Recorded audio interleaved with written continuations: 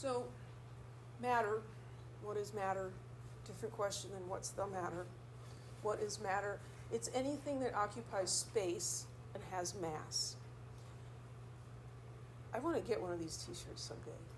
You occupy space, you have mass, you matter. So your textbook, your chair, your cell phone, all of these things are matter. Matter is composed of atoms and molecules. If we're talking about a specific instance or piece of matter, we might call that a substance. And so to help us understand all of these different kinds of matter, we classify them. This is like, a young child taking the toy cars and trucks and putting all the trucks in one pile and all the cars in another pile. So that's one way you could classify them. You could also classify them by color, right? You could put all the red ones over here and all the blue ones over there. There's different ways you can classify things. So in science, we can classify matter according to its state or its physical form, or according to its composition. What are those components that make it up? So we'll look at both of those briefly. So by state of matter, we mean solid, liquid, or gas. So that is the physical state that this thing is in. I'm not sure what this green stuff is supposed to be, but this would be a solid. Think of that as being like green ice cubes, I guess. Water, in the solid form, we call ice. In the liquid form, we call it water, and in the gas form, we call it steam or vapor, right? It's the same thing. What's different is how the particles in it are relating to each other. We can change from a solid to a liquid to a gas by increasing the temperature. And so if you just think about how water behaves with temperature, you'll be able to remember that. So solid matter, we've got the molecules or atoms packed really close together. They're touchingly close. And they're fixed in location. They can't rearrange. They're going to vibrate, but they can't slide around.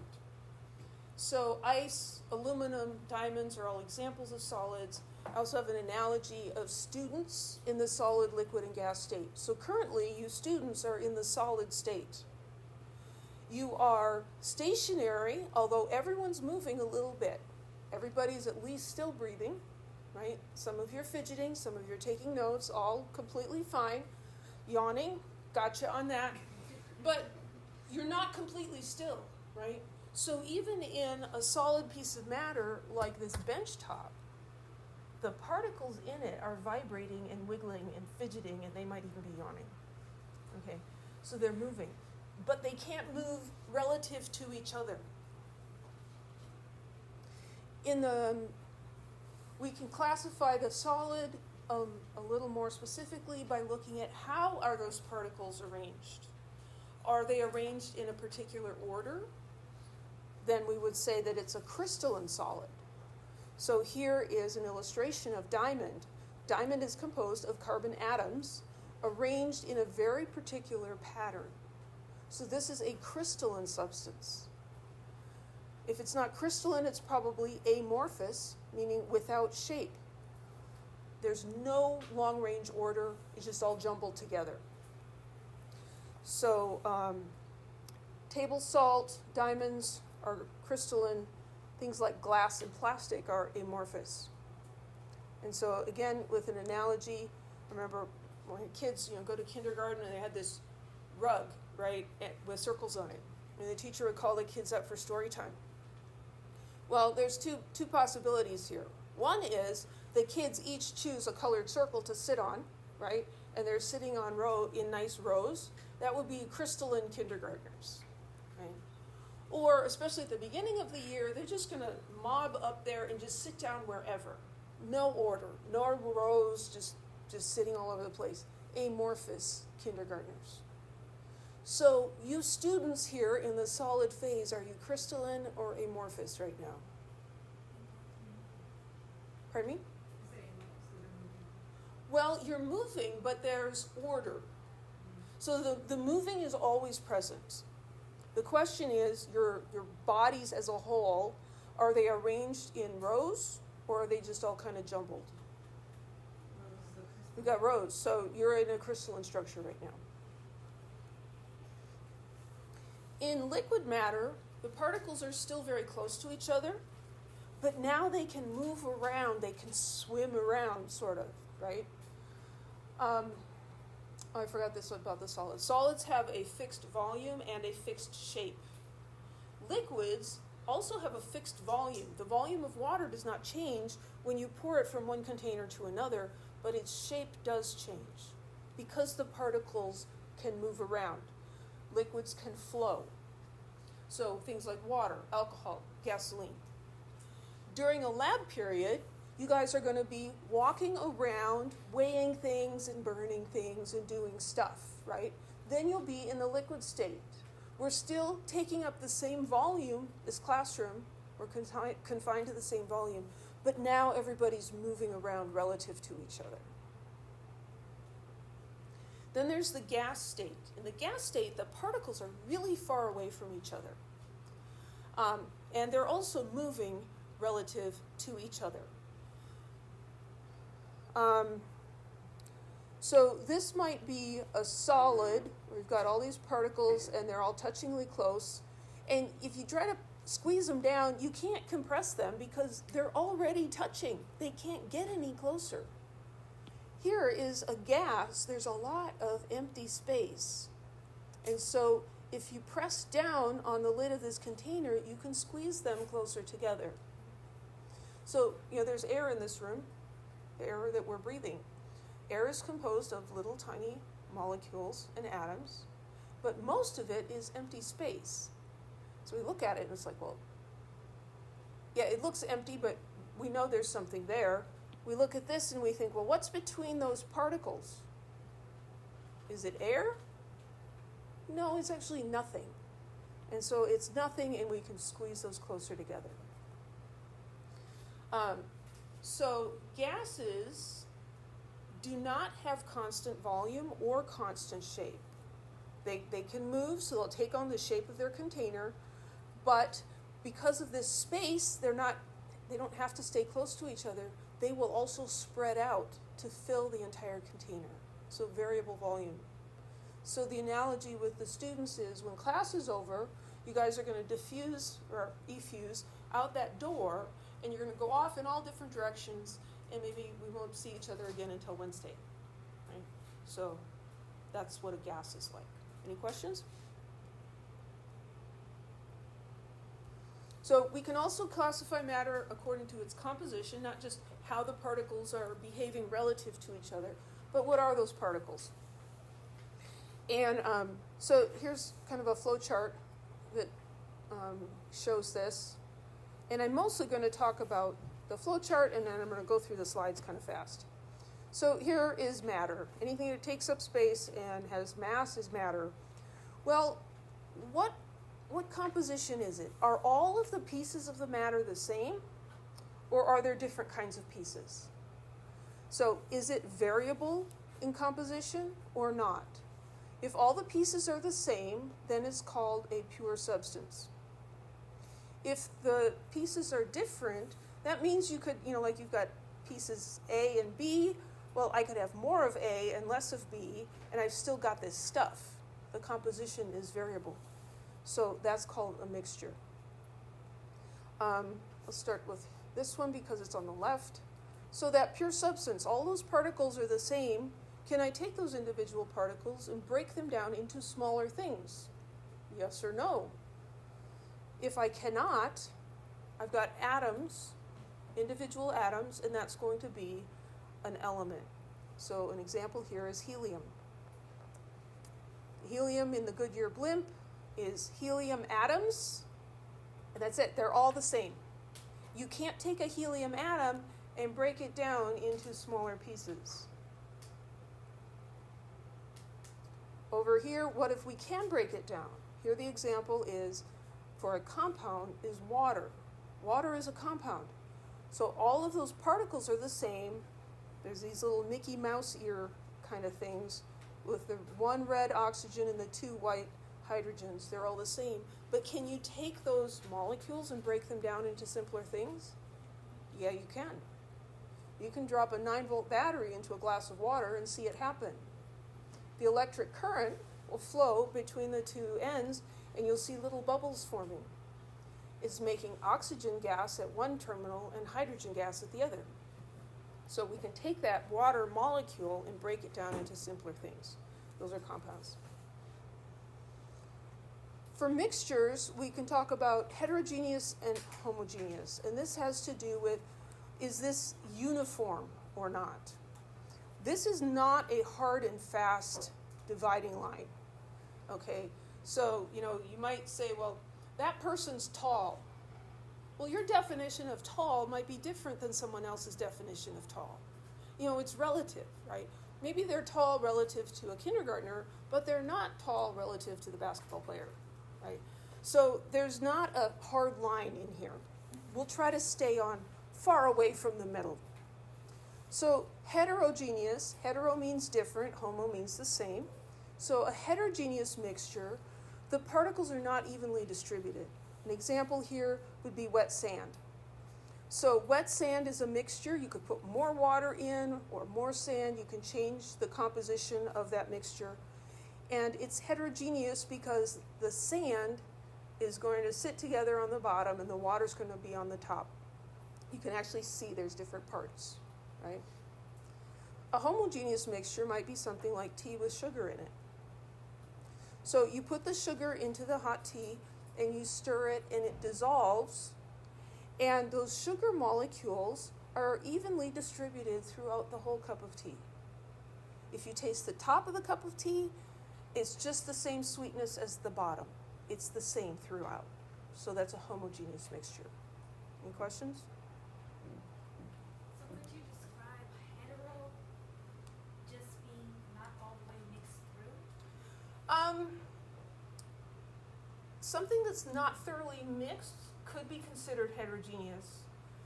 But a heterogeneous mixture, even when you mix it all up, there's still parts that are different. So like Italian salad dressing, oil and vinegar, right? You can shake it up, but as soon as you stop shaking it, the oil and the vinegar separate from each other, right? And you can see there's two different parts.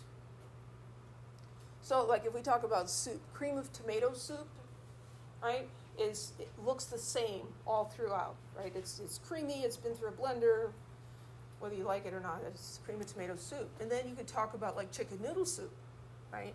And you can see there's noodles, and the canned stuff is teeny tiny pieces of chicken, right? And then the broth, you can see there's different things. And mixing it together will not make it homogeneous.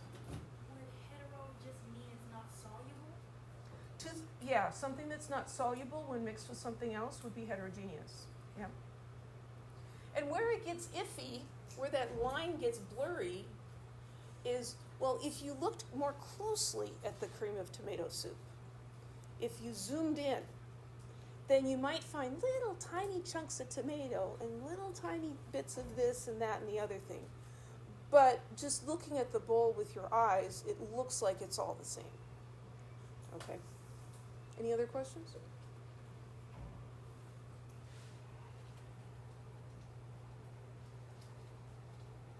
So pure substance has only one component. The composition is always the same. Mixture has two or more different components, and the amounts can vary. Pure substances can be elements or compounds, depends on whether they can be broken down into simpler substances. Elements cannot be broken down chemically. Now, can you break an atom into smaller pieces? I said earlier that you can't break helium into smaller pieces. Is that actually true?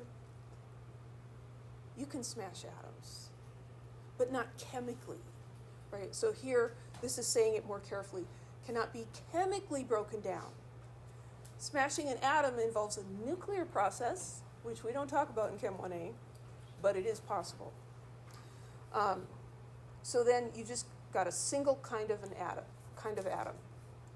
In a compound, you're going to have at least two different kinds of atoms, two different elements, and they're going to be connected in some way.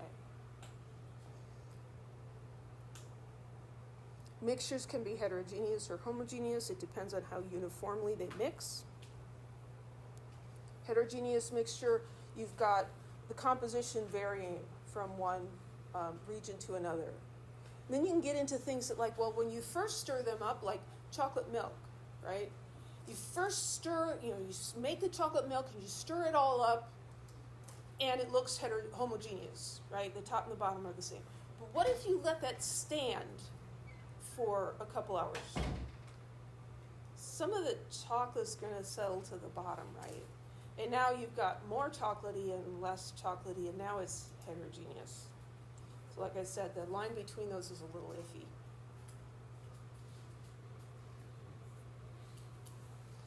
Homogeneous mixture has more than one substance in it, but it appears to be a single substance. It looks like it's a single substance. So, sweetened tea or salty water. Take some tap water and put some salt in it. Stir it up. You put two things in there, but it looks like one thing now. Looks like there's only one thing. So then that's homogeneous.